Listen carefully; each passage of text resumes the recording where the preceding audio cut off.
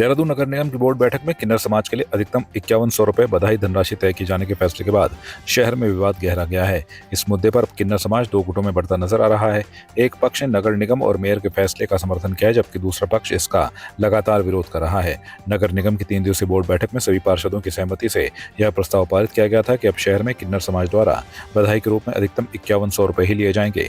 किन्नर समाज के गुट ने कहा कि कई परिवार आर्थिक रूप से कमजोर होते हैं और उनसे 21,000, 31,000 या उससे अधिक धनराशि लेना उचित नहीं है। उन्होंने कहा कि मेयर सौरभ थपलियाल द्वारा लिया गया निर्णय सम्मान और सामाजिक संतुलन को ध्यान में रखकर किया गया है। उन्होंने ये भी कहा कि किन्नर समाज खुशी के मौके पर लोगों से स्वेच्छा से बधाई राशि ले रहा है, किसी पर दबाव नहीं बनाया जाना चाहिए। किन्नर समुदाय की प्रारंभिक बधाई की धनराशि को लेकर लिए गए निर्णय का स्थानीय किन्नर समाज समर्थन एवं स्वागत करता है।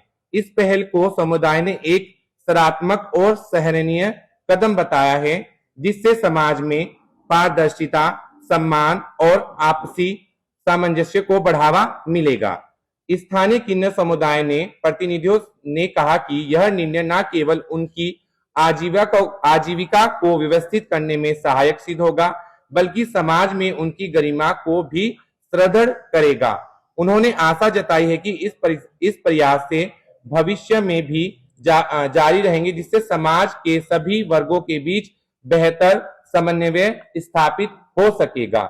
इस अवसर पर किन्नर समाज ने माननीय मेयर महोदय का आभार व्यक्त करते हुए यह कहा है कि उनके नेतृत्व में लिए गए यह निर्णय से एक नई दिशा मिली है। समुदाय ने नगर निगम प्रशासन के प्रतिनिधि धन्यवाद ज्ञापित करते हुए यह पहल सामाजिक समावेश और सामान्यता की दिशा में एक महत्वपूर्ण कदम है। अंत में किन्नर समाज देहरादून की जनता से अपील की है कि वह सकारात्मक बदलाव का समर्थन करे और समाज में प्रेम, सम्मान एवं सहयोग की भावना से आगे बढ़े। और हम सब लोकल किन्नर समाज भी अपने माननीय मेयर जी का बहुत बहुत आभार व्यक्त करते हैं, जो कि उन्होंने देहरादून की जनता को किन्नर समाज से हो रहे पीड़ित लोगों को एक राह पहुंचाने का काम किया है। वहीं दूसरी ओर किन्नर समाज की दूसरी प्रतिनिधि दर्जा प्राप्त राज्य मंत्री रजनी रावत ने इस फैसले का विरोध किया है। उन्होंने कहा कि यह निर्णय किन्नर समाज के अधिकारों में हस्तक्षेप है। वाले जो बाहर से चोर आते हैं किन्नरों का भेष लेके, वो जबरदस्ती करके चली जाते और कर जाता है चोर, पकड़ जाता है दाढ़ी वाला। तो ये हिस्सा हमारे हो रखा। वैसे हमने सब किन्नरों को समझा रखे हैं, चोरों को हमने सबने हटा रखे। मेरे शहर में बहुत सुख शांति है, ना कोई लड़ाई है, ना कोई झगड़ा है, ना कोई थाना पुलिस है, ना कोई कुछ है। मैं डेली अपने चेलों के साथ में मीटिंग लेती हूँ। मेरे जिजबान को आप सताना नहीं, अपने प्यार से मेरे जिजबान जो बधाई दिएगा आप लेके आना। ये तो बेफालतू में मेयर साहब ने पता नहीं क्या करे।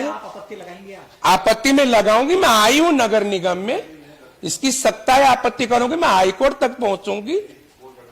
तो ये बात है। अब बधाई धनराशि को लेकर शुरू हुआ विवाद शहर में नई बहस का विषय बन गया है।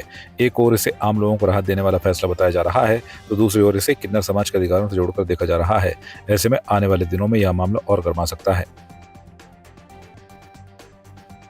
टिहरी जिले के धनौल्टी विधानसभा क्षेत्र के अंतर्गत थत्यूड़ ब्लॉक में सोमवार शाम हुई भीषण ओलावृष्टि ने किसानों और बागवानों की मेहनत पर पानी फेर दिया। रोहतू की बेली, पेड़ी की मोड़ा और ब्रह्मसारी गांव में तेज बारिश और बड़े ओलों से सेब, आड़ू, नाशपाती और कीवी के बागानों को भारी नुकसान पहुंचा है। वहीं मटर, मूली, आलू और शिमला मिर्च जैसी नकदी फसलें बर्बाद हो गई। काश्तकारों का कहना है कि उन्होंने इस बार खेती और बागवानी में बड़ा निवेश किया था, लेकिन प्राकृतिक आपदा ने उनकी आर्थिक स्थिति खराब कर दी। बागवान विजयपाल भंडारी ने करीब 20 लाख रुपए के नुकसान का दावा किया है। उधर उद्यान और कृषि विभाग की संयुक्त टीम को नुकसान का आकलन करने के लिए प्रभावित क्षेत्रों में भेजा गया है। मेरे जो है सेब 200 पेड़ सेब के और 200 पेड़ आड़ू के पूरी नुकसान हो गया। एक बार अप्रैल में ओलावृष्टि हुई, उस समय फलों के टाइम पे हुई थी। इस समय खड़ी फसल में पूरा नुकसान हो गया। मटर की खेती पूरी चौपट है, मूली की खेती पूरी चौपट है। 200 पेड़ सेब के हैं और 200 पेड़ आड़ू के, सारा नुकसान है। करते हैं शासन प्रशासन से कि हमें कुछ मौजा मिले। बड़ा नुकसान हुआ। वैसे ओले तो पहले पड़े हैं, लेकिन उस समय तो कम नुकसान हुआ, लेकिन इस समय तो सारा बगीचा और जो मटर है हमारी वो सारी खत्म हो चुकी है। और आप देख ही रहे हैं यहाँ पे ये जो जहाँ हमारी जाली लगा रखी थी वो भी जो है पेड़ जो है सारे अंदर से टूट चुके हैं। फल तो इसमें जो जाली सही है वहाँ ठीक रहे हुए, लेकिन जो जाली दब चुकी है उसमें अंदर पेड़ ही टूट गया है। और जहाँ जाली नहीं थी वहाँ जो है वो पेड़ सब एकदम बेकार हो गए, दागी हो गए हैं। और हमारी मटर थी, वो मटर भी एकदम बिल्कुल खत्म हो चुकी है। तो मेरे ये सेब के पेड़ लगभग होंगे मेरे 200-300 तो सेब के पेड़ हैं। कुछ इससे छोटे हैं, कुछ इससे बड़े हैं। और ये आड़ू के पेड़ मेरे 500-600 करीबन पेड़ हैं। और कीवी थी मेरी 2-3 साल के अंदर लगाई ना मैंने। तो कुछ तो मेरे 20 पेड़ तो मेरे बहुत पहले गए जो फल दे रहे थे, और उनके फूल भी सारे झड़ चुके हैं। और कुछ नए पेड़ हैं और उनकी भी जितने टहनी आ रही थी वो भी सारी खत्म हो चुकी है। उससे शोरले ने तो सर हमारा सब नुकसान कर दिया जो भी था। ये फल फूल है ये भी सब खत्म हुए, और बागवानी खत्म, मटर की खेती खत्म, मूली थी खत्म, सभी चीज खत्म ही, कुछ भी नहीं बचा इस समय। 100% का नुकसान हो गया इसमें हमारा बागवानी पे ज्यादा और मटर का इसमें। सभी मूली भी थी, मूली भी खत्म हो गई इस साल। तो बस ऐसा लगा आपकी 100% खत्म है इस साल, कुछ भी नहीं बचा इस समय। सरकार से यही उम्मीद है हमारी कि जो भी इसमें आप आए तो देख लें कि कितना नुकसान हमारा हो। इस बार तो 100% का नुकसान है। पिछली बार तो फिर भी ठीक रहा जो भी है, लेकिन इस बार हमारा सीधा 100% नुकसान हुआ। और मेरा तो कम से कम 20 लाख रुपए का नुकसान हुआ। 15 लाख का तो मेरा नर्सरी का नुकसान हुआ जो हमारे पौधे बेचने के लिए थे।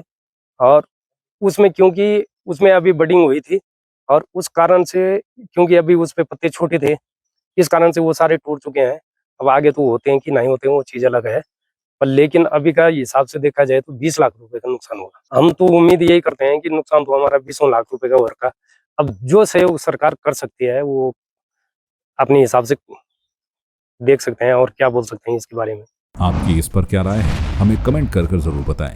इसके साथ ही आप हमारे YouTube चैनल को सब्सक्राइब कीजिए। आप हमें Facebook, Instagram, Twitter पर फॉलो भी कर सकते हैं। और संवाद 365 के साथ एक क्लिक में जुड़ने के लिए डाउनलोड कीजिए संवाद 365 ऐप।